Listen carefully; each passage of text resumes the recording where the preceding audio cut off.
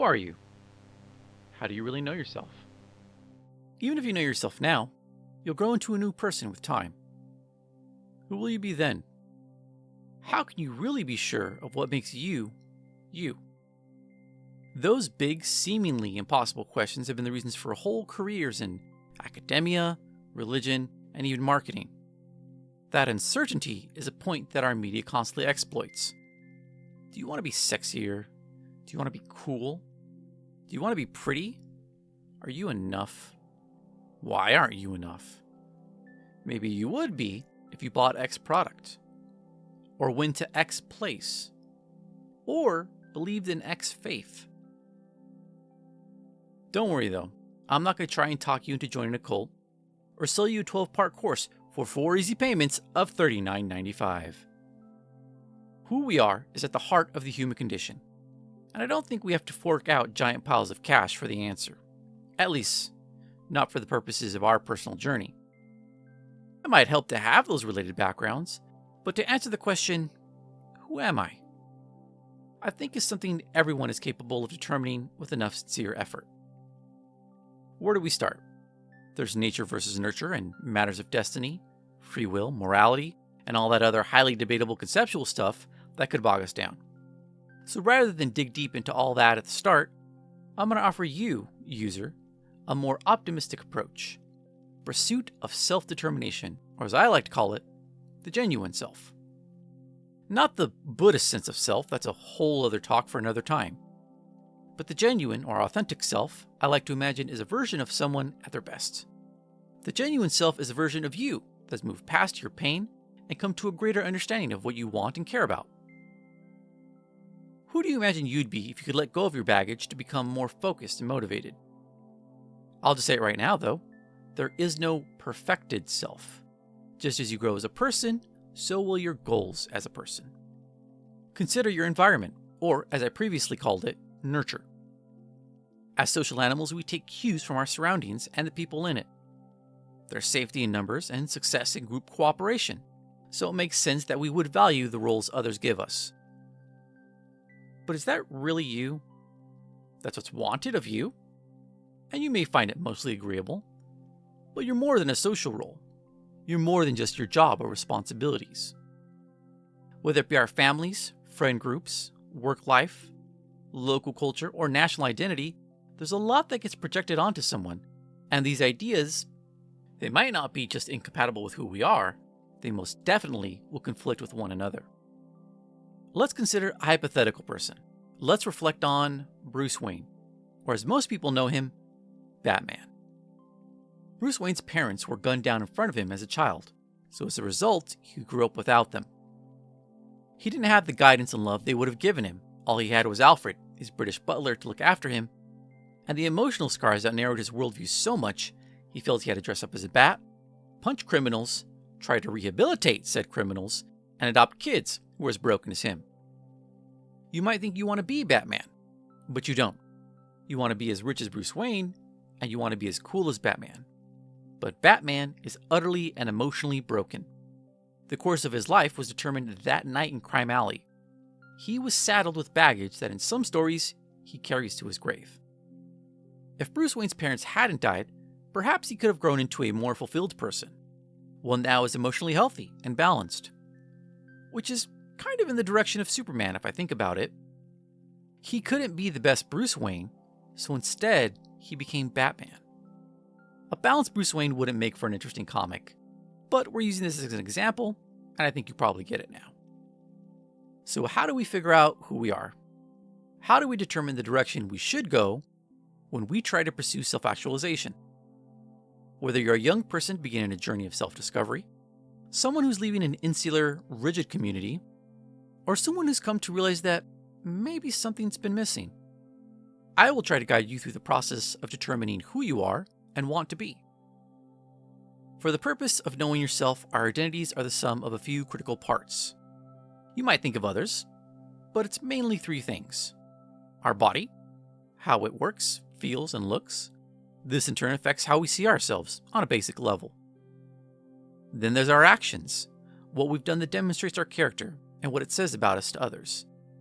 Then our beliefs, the most difficult and arguably the most important part.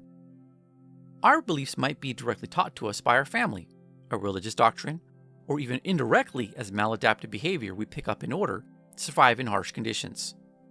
While it might have served us well in a bad situation, a maladaptive behavior might not be best for us once we leave that setting. It will probably alienate those around us. Ultimately, religious dogma or dysfunctional environments that require obedience are designed to prevent actualization. It creates a kind of false person whose main purpose is really just to further someone else's beliefs, establish tradition, and enforce conformity, whereas someone who isn't burdened, or at least chooses that ideology, can find the merits in those ideas without bias. The first step is to make yourself aware of the ideas that limit you. Self-reflection is good, and therapy is probably better, but the individual must give themselves permission to challenge who they currently are, to consider who they strive to be. If you've got some deeply ingrained ideas or behaviors that are preventing you from growing, you're going to have to get help, some kind of counseling. It isn't impossible to unpack all that baggage on your own, but it would be terribly difficult and take much longer. Think of it like trying to fix something without instructions using broken tools or no tools at all. I won't sugarcoat it. This is going to be the most uncomfortable part of your self-discovery. As humans, we're hardwired to avoid discomfort, and this step will make you feel very vulnerable. You might even feel lost as you try to shake off those dysfunctional ideas. You have to stick with it though, because it's at this point most people will stop, and the part afterwards is easier. Now, how do we determine who our best self is, and what are the ideas that define them? An obvious method you probably have done without realizing is having a role model. Maybe it's a parent, a relative, a teacher, or even a fictional character. Any of those are valid. A role model is really just an inspiration for guidance. What is it about your role model you like? Did they do something that resonated with you? Ask yourself why. Maybe it's that fictional character and they demonstrate some quality you just can't explain but find very appealing. Consider what that quality is and why you like it. Why does that role model do the thing you like? Are they motivated by an idea that makes sense for you? If it's a healthy quality, in other words, not self-destructive or otherwise harmful to others, aspire to embody that. You might find someone like a rock star a very cool role model. But rock stars live fast and die young, and unless that's really your goal, you might want to steer clear of something like that. Let's try a character analysis to walk you through it. Once again, your role model could be a real person, but using a well-known character makes this accessible for everyone. We mentioned Batman before, so let's try Superman. Let's look at the qualities he possesses that we might want to embody in ourselves. He's known to be strong, kind, compassionate, merciful, and honest. Well, mostly honest. He has to lie a little since he has a secret identity. We unfortunately cannot be Kryptonian strong, but we can all aspire to a great level of fitness. You might think being strong means power and control. And while that's certainly true, how does Superman use his strength? So we might ask ourselves, what does being strong mean to Superman? The more accurate question is, what does being strong mean to Clark Kent? Let's revisit Batman momentarily. Batman is Bruce Wayne's real identity. Batman is the worldview and ideology that informs what Bruce Wayne does. Bruce Wayne is Batman's cover. Superman, though, is really Clark Kent's alter ego. Who Clark Kent is determines what Superman believes and does. So while Superman could punch holes through everyone like Omni-Man or Homelander, he doesn't. Because for Clark Kent, his strength is a shield he uses to protect people, not to demand respect. Let's do one more quality of Clark Kent that I think will really direct this idea of pursuing a genuine self. Clark Kent is compassionate. As Superman, Clark Kent helps just about everyone, regardless of their background. Poor, rich, old, young, weak, strong, good, and even those who are not so good. Clark Kent believes in people, probably even likes Luthor, and he tries to do what he can to help others as a result. Just saying this as an aside, since popular culture commonly misses this point, Batman does this too. Batman can't take the punishment Clark Kent does, but Batman has billions of dollars and Wayne Corp, which he uses to try and better Gotham City and the people who live there. So why is Clark Kent compassionate, though? The surface answer is that it's because Clark Kent was raised by John and Martha Kent, two good salt-of-the-earth farmers who taught him their values. That's only part of the answer, though. Why does it stick with him, even when it's difficult? You see, Clark Kent truly believes in this idea, the idea of seeing the best in others, because Clark Kent wants to see the best in himself. It's tied to another part of his identity. He's a foreigner on Earth. As a Kryptonian, he's an immigrant. He's a legal alien. He's an outsider and he wants to belong. Just like Batman, the two heroes are trying to do for others what they want done for themselves. Don't be surprised if you find that being a motivation for yourself as well.